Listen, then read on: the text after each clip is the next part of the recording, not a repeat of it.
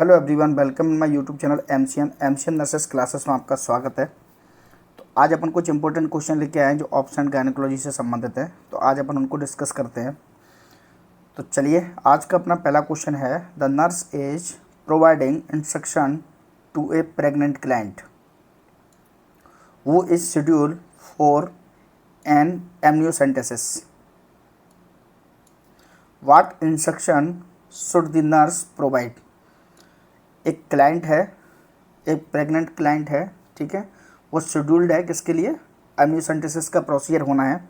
तो कौन सा ऐसा इंस्ट्रक्शन है जो नर्स प्रोवाइड उसको करवाएगी। Option A, strict bed rest is required after the procedure. Option B, hospitalized is necessary for 24 hours after the procedure. Option C, an informed consent need to be signed before the procedure. Option D, a fever is expected after the procedure because of trauma to the abdomen. ठीक है, तो जो amniocentesis होता है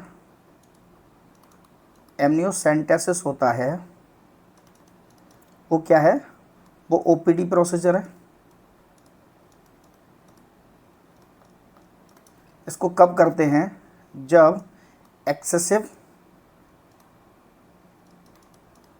excessive amount of amniotic fluid, जब amniotic fluid क्या हो जाता है, एक्सेसिव हो जाता है, ज़्यादा हो जाता है, तब इसको क्या किया जाता है, एमनियोसेंटेसिस किया जाता है। तो इसके लिए ये पूछ रहा है कि कौन सा इंस्ट्रक्शन है जो सही है। Strict bed rest is required after the procedure.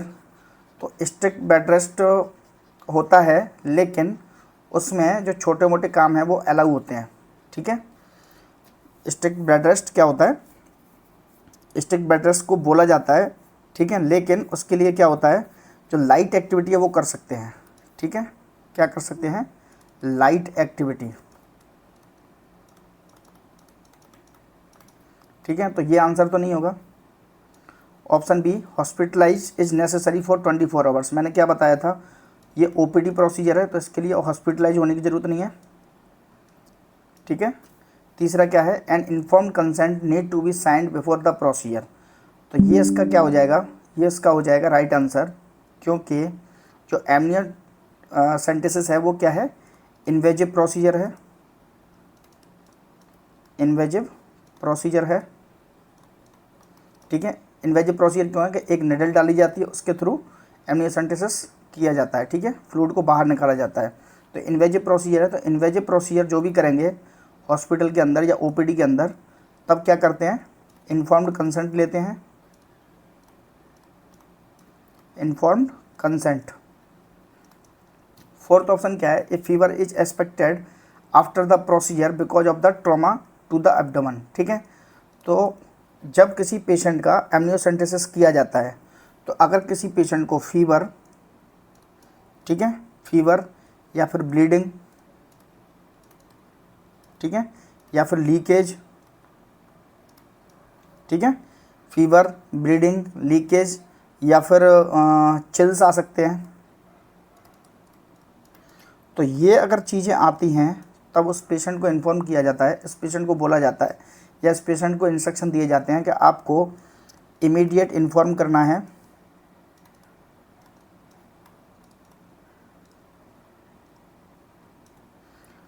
Obs and gynaecology department.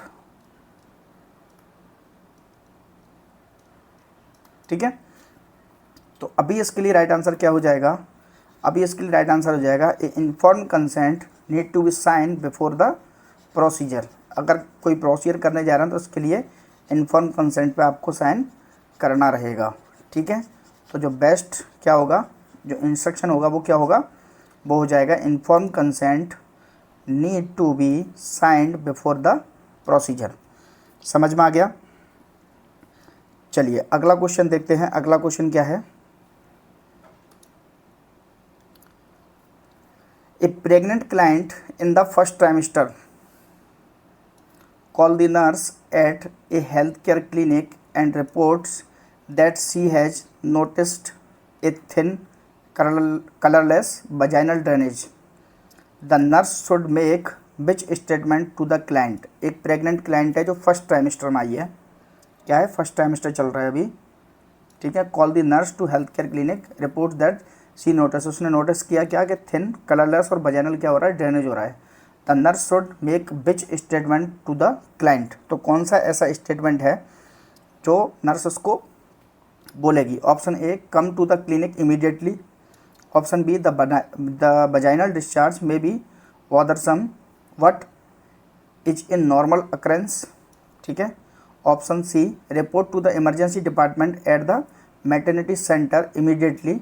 Option D, use tampons if the discharge is bothersome but be sure to change the tampons every 2 hours, ठीक है। तो जो thin और colourless vaginal drainage, इसको क्या बोलते हैं, इसको बोलते हैं ल्यूकोरिया। क्या बोलते हैं, ल्यूकोरिया। और ल्यूकोरिया क्या होता है, ये फर्स्ट ट्राइमेस्टर में ये क्या है, नॉर्मल फाइंडिंग है, क्या है, नॉर्मल फाइंडिंग है, ठीक है।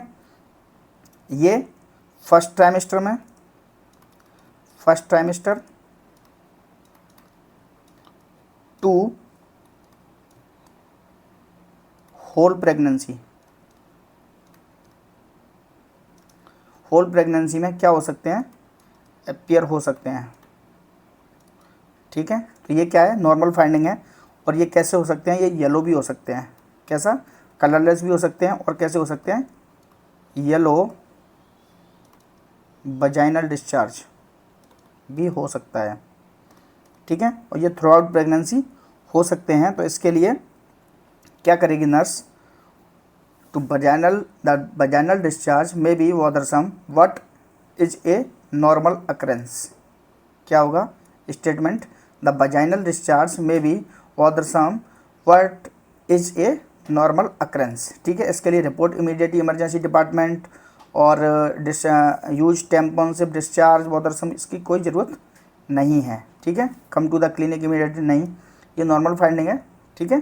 तो ये स्टेटमेंट इसके लिए क्या होगा, परफेक्ट आंसर होगा। समझ में आ गया।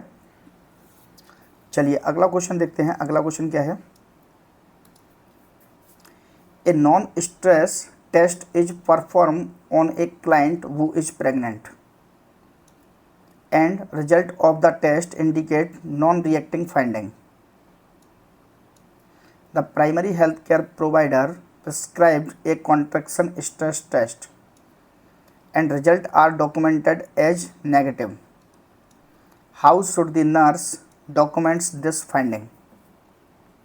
क्या पूछ रहा है, एक क्लाइंट है जो प्रेग्नेंट है, उसका क्या किया, उसका the result we test indicate non reactive finding. तो primary health care provider prescribe contraction stress test, contraction देने का स्ट्रेस टेस्ट जो करते हैं अपन, वो किया।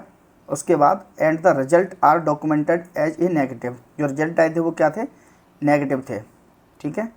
How should the nurse documents this finding, तो नर्स कैसे इसको कैसे डॉक्यूमेंटेड करेगी।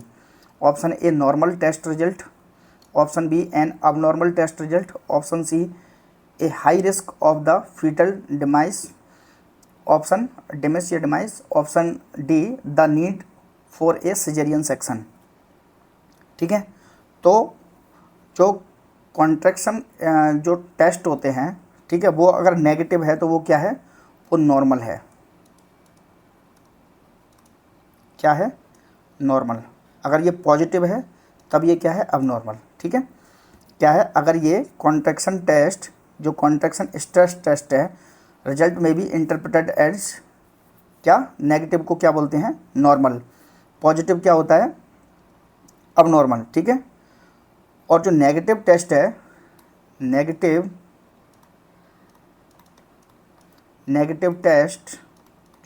टेस्ट है, result indicate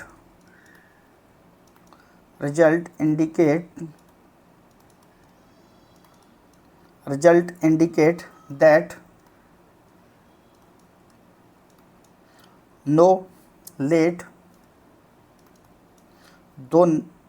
no late deceleration occurred in the fetal heart rate।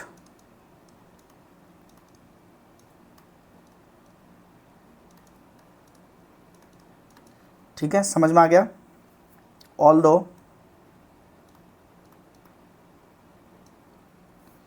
The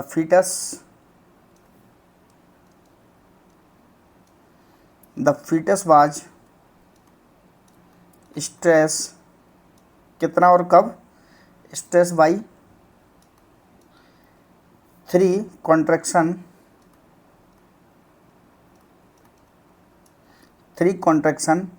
of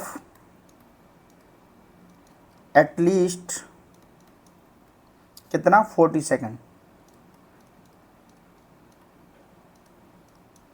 ठीक है, और ड्यूरेशन क्या होता है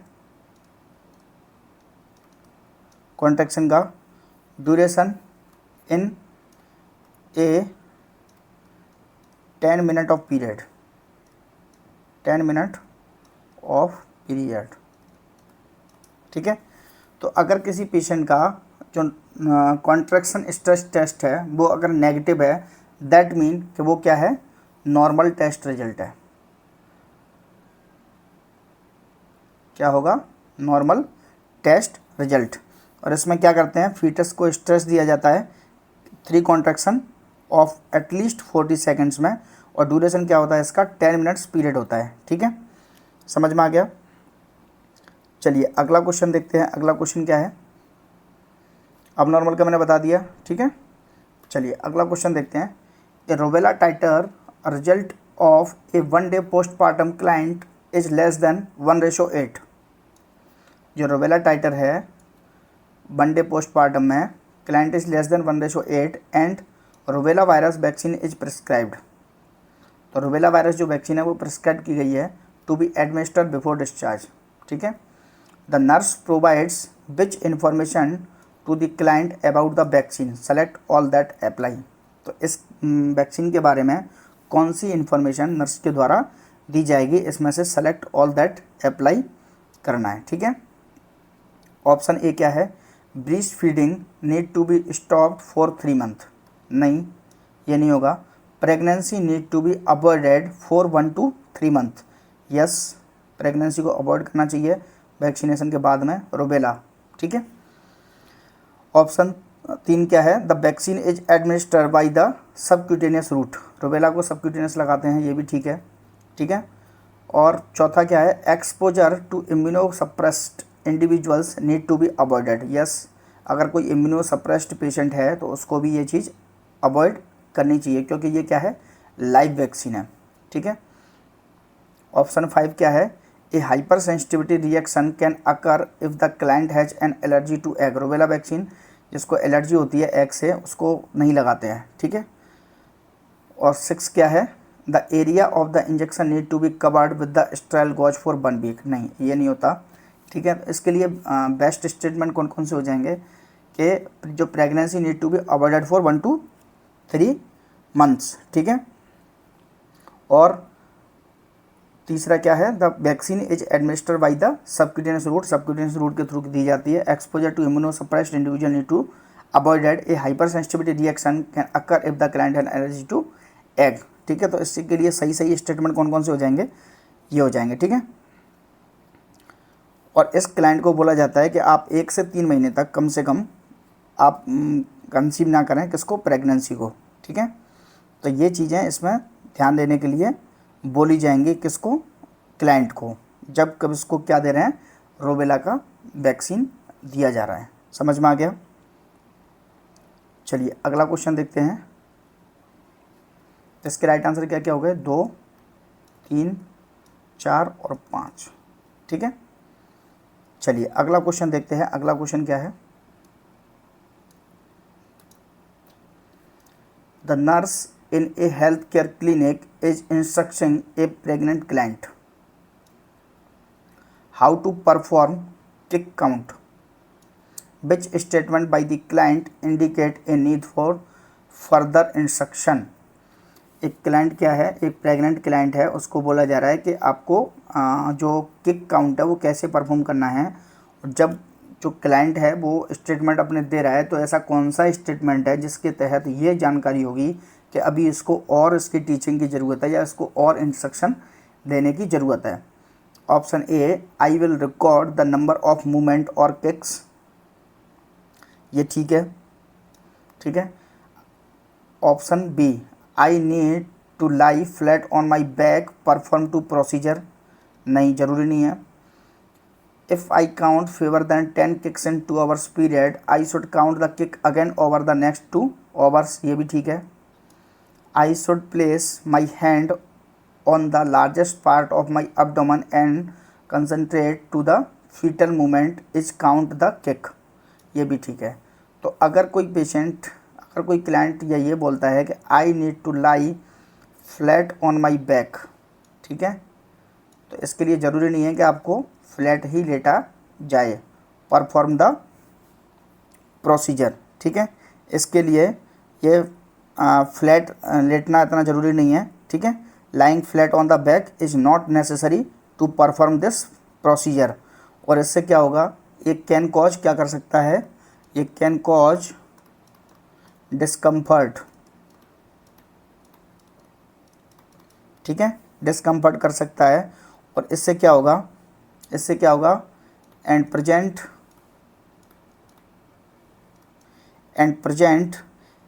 ए रिस्क ऑफ वेना केवा, क्या होगा, vena cava supine hypotensive syndrome, क्या होगा, सुपाइन, फ्लैट होगी तो क्या होगी, सुपाइन ही होगी, सुपाइन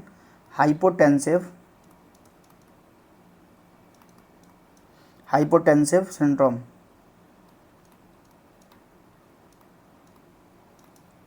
ठीक है। इसके बाद क्या किया जाता है, क्लाइंट को बोला जाता है कि आप लार्जेस्ट पार्ट पर, एब्डोमेन पर क्या करें, कंसंट्रेट करें टू फीटल मूवमेंट को काउंट करने के लिए, ये ठीक है, ठीक है। उसके बाद count fewer than 10 kicks in 2 hours period, और उसके 2 घंटे का भी काउंट करें, ठीक है।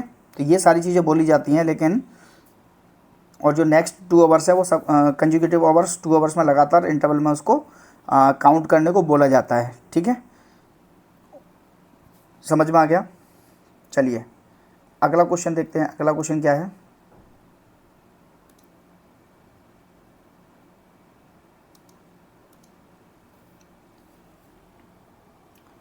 The nurse is performing an assessment of a pregnant client who is at 28 week of gestation. The nurse should measures the fundal height in centimeters and notates that the fundal height is 30 centimeter. How should the nurse interpret this finding? ठीक है, एक client है, क्या है, एक client है, तो ये क्या कर रहे हैं, इसकी फंडल हाइट को देखने के लिए, उसको कंफर्म करने के लिए, सेंटीमीटर्स में देखने के लिए, note the fundal height in 30 centimetre. How should the nurse interpret this? Option A, the client is measuring large for gestational age. Option B, the client is measuring small for gestational age. Option C, the client is measuring normal for gestational age. Option D, more evidence is needed for determine size of gestational age. ठीक है, तो gestational age को measures कैसे करते हैं, gestational, खाली slide देखते हैं। जो जेस्टेशनल एज है,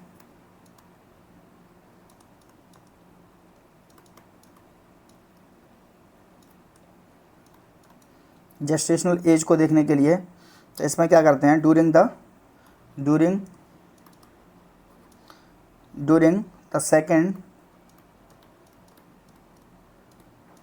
सेकेंड एंड थर्ड ट्राइमेस्टर,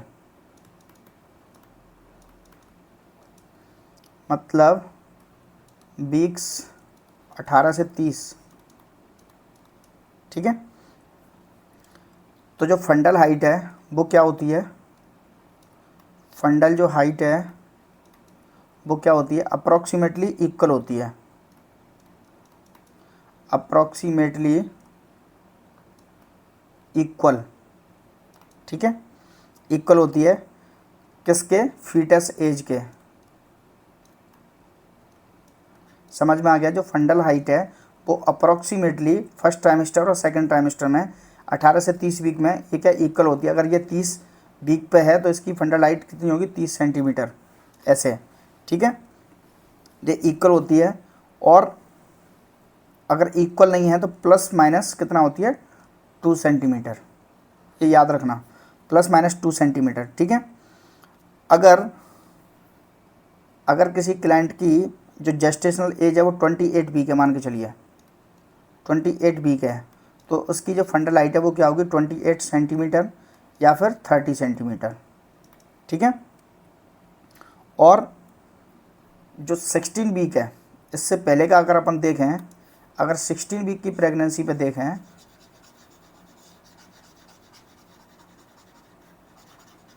ये याद रखना, प्लस माइनस 2 सेंटीमीटर। अगर किसी क्लाइंट की 16 वीक पे देखा जाए, 16 वीक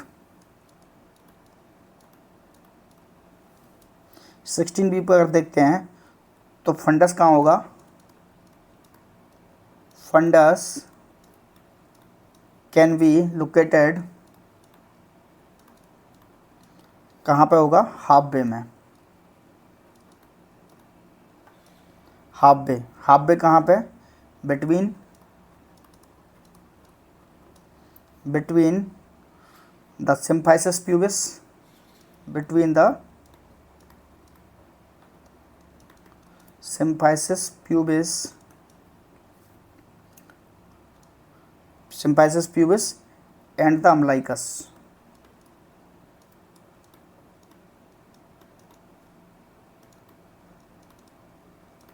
ठीक है।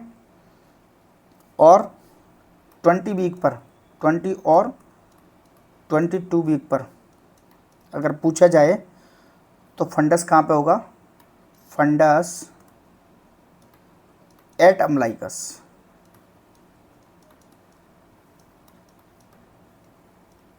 ठीक है, समझ में आ गया। और अगर आपसे पूछा जाए कि 36 वीक पर कहाँ होगा, 36 वीक पर होगा द फंडस एज द जिम्फोइटिस प्रोसेस, कहाँ पे होगा, एट द जिम्फोइड प्रोसेस, ठीक है। तो अपना क्वेश्चन क्या था, क्या पूछ रहा है क्वेश्चन में, कहाँ पे है ये, 30 सेंटीमीटर है, ठीक है, 30 सेंटीमीटर पर the client is measuring normal age gestational age, क्योंकि क्या है 28 वीक की क्या है, प्रेगनेंसी है, जेस्टेशनल एज है, और फंडल हाइट 30 सेंटीमीटर है। तो मैंने क्या बताया था, प्लस माइनस 2 सेंटीमीटर हो सकता है, ठीक है। तो राइट आंसर क्या हो जाएगा, the client is measuring normal for gestational as. समझ में आ गया। चलिए अगला क्वेश्चन देखते हैं। The nurse is performing an assessment on a client who suspect that she is pregnant and is checking the client for probable sign of pregnancy. The client is performing an assessment on a client who suspect that she is pregnant and checking the client for probable sign. probable होते हैं, confirmative होते हैं pregnancy के sign, ठीक है। तो ये क्या पूछ रहा है, ये पूछ रहा है probable sign किसके, प्रेगनेंसी के।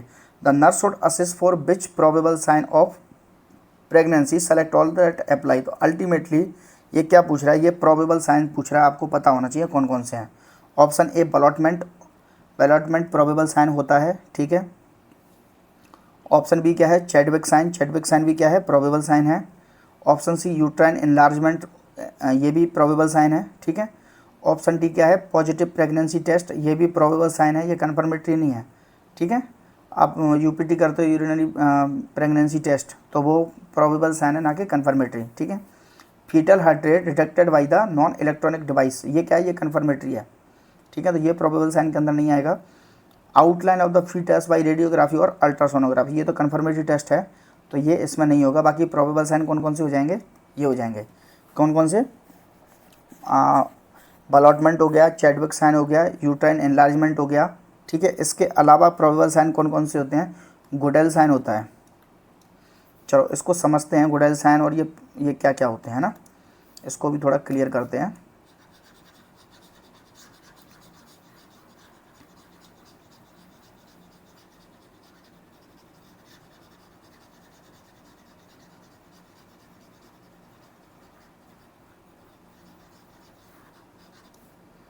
चलो इसको समझते हैं, कौन सा साइन, पहले पहले देखते हैं। एक होता है hugger sign,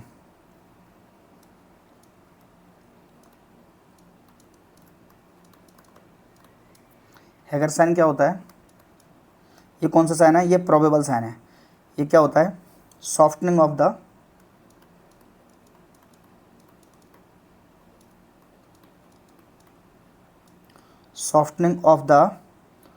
lower uterine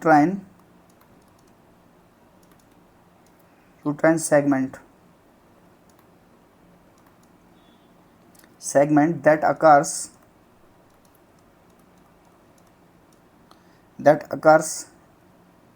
at about 6th week, ठीक है। क्या होता है, softening of the lower uterine segment that occurs at the about 6th week, तो ये कौन सा साइन है, ये है हैगर साइन। हैगर साइन के बाद फिर अपन देखते हैं गुडेल साइन, कौन सा, गुडेल साइन, ठीक है। तो गुडेल साइन क्या होता है, softening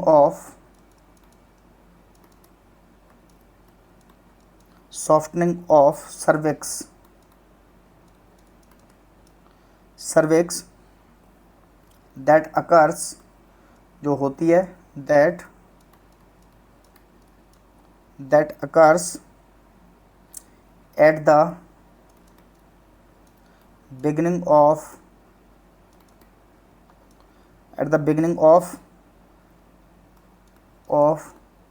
the end of second month, ठीक है, ये याद रखना। उसके बाद होता है कौन सा, चैडविक साइन, एक होता है चैडविक साइन,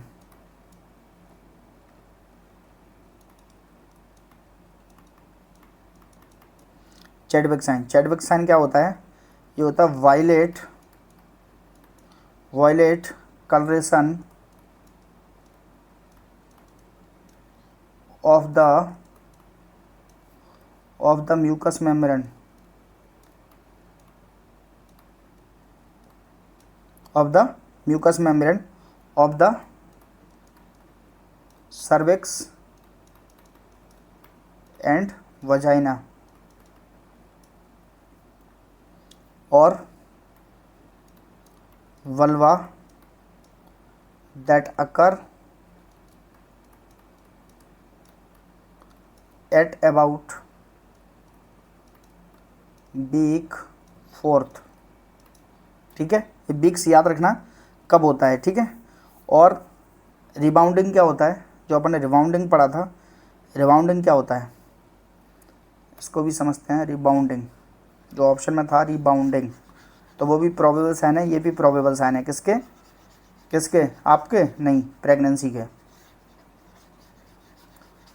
के प्रोबेबल साइन पढ़ रहे हैं अपन। अब रास्ते से भटक नहीं जाना।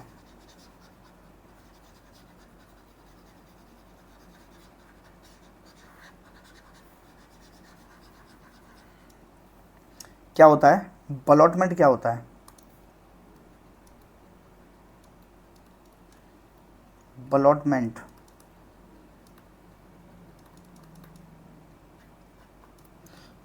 क्या होता है, ये होता है rebounding of the foetus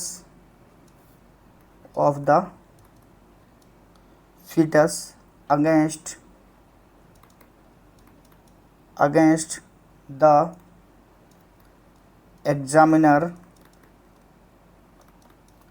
finger on palpation। अगर पाल्पुलेट करता है कौन, एग्जामिनर, तब क्या होता है, रीबाउंडिंग होती है किसकी, फीटस की, किसके अगेंस्ट, एग्जामिनर्स फिंगर्स के अंदर अगेंस्ट। उसको क्या बोलते हैं, उसको बोलते हैं बलॉटमेंट। ठीक है, एक होता है ब्रैक्सन हिक्स और ब्रैक्सन हिक्स कॉन्ट्रैक्शन। ठीक है, ठीक है। अगर आपसे कोई पूछा जाए कि कन्फर्मेटरी टेस्ट कौन कौन से हैं, अगर आपसे कोई पूछे कन्फर्मेटरी टेस्ट किसके, प्रेगनेंसी के,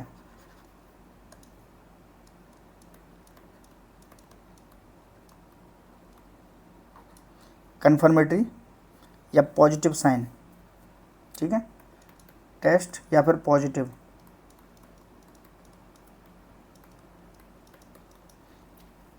तो ये क्या हो जाएंगे, ठीक है। पॉजिटिव साइन कौन से होंगे, fetal heart rate, fetal heart rate detected by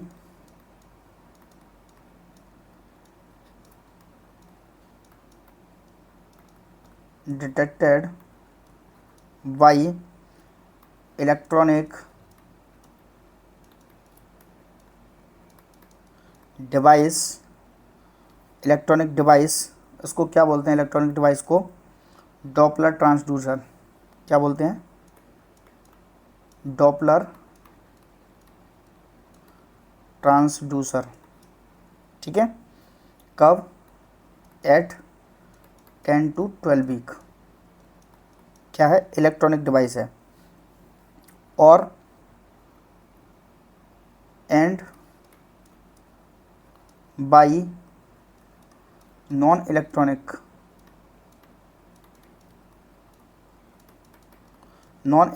device, इसको क्या बोलते हैं, फीटोस्कोप। तो इसको करते हैं एट 20 वीक ऑफ जेस्टेशन। ठीक है, समझ में आ गया। और कंफर्म किससे किया जाता है, कंफर्म किया जाता है रेडियोग्राफी या फिर अल्ट्रा सोनोग्राफी। ठीक है, होप सो आपको ये क्वेश्चन समझ में आ गया होगा। ये क्या पूछ रहा था, ये पूछ रहा था प्रोबेबल साइन। ठीक है, तो प्रोबेबल साइन कौन कौन से होते हैं, ballottement, Chadwick sign, uterine enlargement, positive pregnancy test, Goodell test, है ना, और हैगर टेस्ट। तो ये सारे क्या होते हैं, ये होते हैं प्रोबेबल साइन होते हैं किसके, प्रेगनेंसी के। और ये क्या होगा, ये इसके कन्फर्मेटरी टेस्ट हो गए। ठीक है, क्वेश्चन में क्या था, प्रोबेबल साइन। ठीक है, चलिए अगला क्वेश्चन देखते हैं। अगला क्वेश्चन क्या है, अगला क्वेश्चन है pregnant client is seen for a regular prenatal visit and tell the nurse that she is experiencing regular contraction. The nurse determined that she is experiencing Braxton Hicks contraction. मैंने आपको Braxton Hicks contraction अभी नहीं बताया था क्योंकि मुझे पता था ये क्वेश्चन में आएगा। On the basis of this finding, which nursing action is appropriate? तो जो Braxton Hicks contraction है वो क्या है, ये पूछना चाह रहे हैं। ठीक है, तो जो ब्रैक्सन हिक्स कॉन्ट्रैक्शन होते हैं, कौन से, ब्रैक्सटन हिक्स कॉन्ट्रैक्शन, ये कैसे होते हैं, ये होते हैं इरेगुलर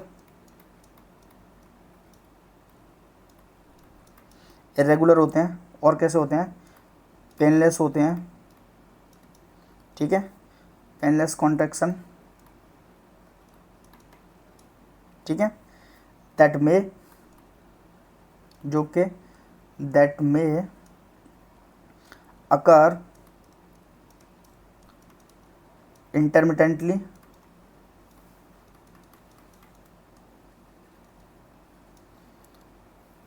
थ्रू आउट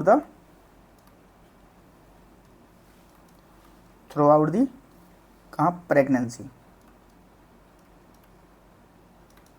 ठीक है, क्योंकि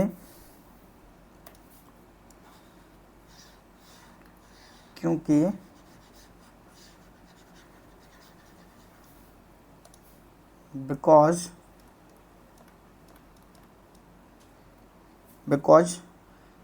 ब्रैक्सन Hicks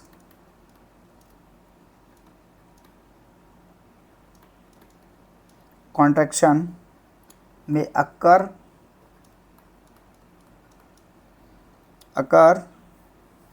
and are normal in some pregnant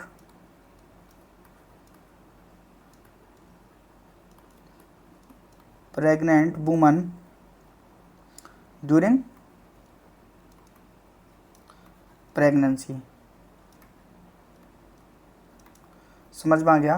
तो ये क्या पूछ रहा है, एक pregnant client has been regular prenatal visit, tell the nurse that she is experiencing, वो एक्सपीरियंस कर रही है irregular contraction. The nurse determine that she is experiencing कौन से, Braxton contraction, on the basis of finding which the nursing action is appropriate. तो कौन सा nursing action है जो अप्रोप्रिएट होगा। Option A, contact the primary health care provider. Option B, instruct the client to maintain bed rest for the remainder of the pregnancy. Option C, inform the client that these contractions are common and may occur throughout the pregnancy. Option D, call the maternity unit and inform that the client will be admitted in a preterm labor condition. क्या होगा इसका right answer, inform the client these contractions common and may occur throughout the pregnancy। समझ में आ गया। चलिए, ये question important है, ये क्वेश्चन 2-3 बार आया हुआ है एग्जाम के अंदर, वो भी किस में, एम्स के अंदर। ठीक है, चलिए अगला क्वेश्चन देखते हैं। अगला क्वेश्चन क्या है, a client arrive at the clinic for the first prenatal assessment. She tell the nurse that the first day of her last normal menstrual period was October 19, 2020. Using Naegele's rules, which expected date of delivery should the nurse documents in the client's chart। ठीक है, तो LMP क्या है, अक्टूबर 19, 2020। ठीक है, तो जो Naegele's rules है उसके अकॉर्डिंग उसकी expected date of delivery EDD पूछ रहा है। ठीक है, तो ऑप्शन ए, जुलाई 12, 2021, जुलाई 26, 2021, अगस्त 12, 2021 और अगस्त 26, 2021। तो जो नेगेल्स रूल है इसके अंदर क्या होता है, इसके अंदर क्या करते हैं, नेगेल्स रूल्स किस में करते हैं, जो 28 डेज का 28 डेज क्या होना चाहिए, मेंस्ट्रुअल साइकिल पीरियड होना चाहिए।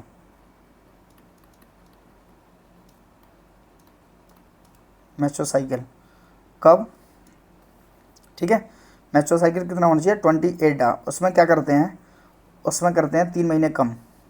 जो नेगेल्स रूल्स है उसके अंदर क्या करते हैं, सब्सट्रैक्ट क्या करते हैं, 3 मंथ। ठीक है, उसके बाद क्या करते हैं, -3 मंथ +7 डेज। ठीक है, क्या करते हैं, फिर 7 दिन इसमें जोड़ते हैं, किस में, LMP में।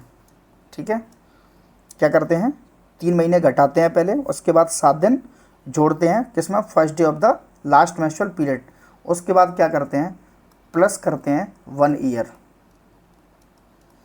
अगर इसके अकॉर्डिंग इसको देखा जाए तो अक्टूबर है, अक्टूबर से अगर 3 महीने कम करेंगे तो क्या हो जाएगा, जुलाई। तो अपना पहला क्या आ गया, जुलाई। अभी क्या था 19 अक्टूबर, इसमें अगर 7 दिन जोड़ेंगे तो 19 और 7 कितने हो गए, 26। ठीक है, 26 जुलाई हो गई। और अगर इसमें 1 साल जोड़ेंगे इसके अकॉर्डिंग तो ये क्या हो जाएगा, 2021। क्या हो जाएगा, EDD क्या हो जाएगा, 26 जुलाई 2021। 2021। तो इसके लिए राइट आंसर क्या हो जाएगा 26 जुलाई 2021। समझ में आ गया। क्या करते हैं, सब्सट्रैक्ट 3 महीने कम करते हैं पहले, ठीक है। उसके बाद क्या करते हैं, एलएमपी में 7 दिन जोड़ देते हैं। उसके बाद क्या करते हैं, उसके बाद 1 साल जोड़ देते हैं, ठीक है। तो अल्टीमेटली क्या किया अपन ने, 9 मंथ और 7 डेज की प्रेगनेंसी होती है, ठीक है। तो अपन ने 9 मंथ जोड़े और 7 डे जोड़ दिए, या फिर इसको ऐसे कर लो, ठीक है। लेकिन ये क्या पूछ रहा है, नेगेल्स रूल के अकॉर्डिंग पूछ रहा है। तो इसमें क्या करते हैं, पहले 3 महीने कम करते हैं, फिर एलएमपी में 7 दिन जोड़े जाते हैं, फिर 1 साल जोड़ी जाती है कंप्लीट में, ठीक है। समझ में आ गया। चलिए अगला क्वेश्चन देखते हैं। अगला क्वेश्चन क्या है,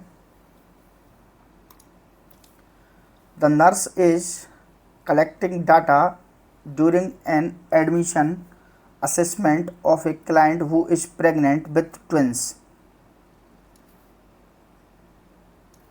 The client has healthy 5 years old child who was delivered at 38 weeks and tell the nurse she does not have a history of any type of abortion. तो ये क्या पूछ रहा है, गटपाल पूछ रहा है। फिट डिमेस यूजिंग गटपाल बाट should the nurse documents in the clients chart, ठीक है। तो पहले अपन इसको सॉल्व करने से पहले अपन गटपाल को समझते हैं कि गटपाल क्या है।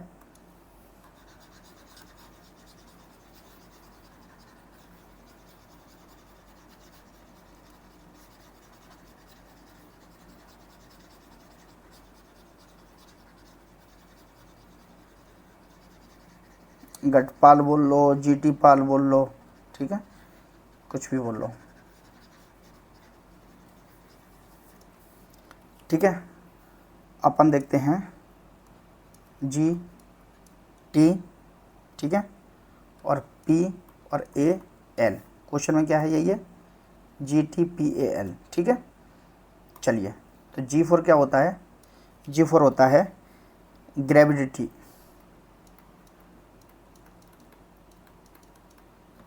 या फिर ग्रेविडा, ठीक है। इसमें क्या होती है, number of pregnancy, number of pregnancy, ठीक है। T4 क्या होता है, T4 होता है टर्म,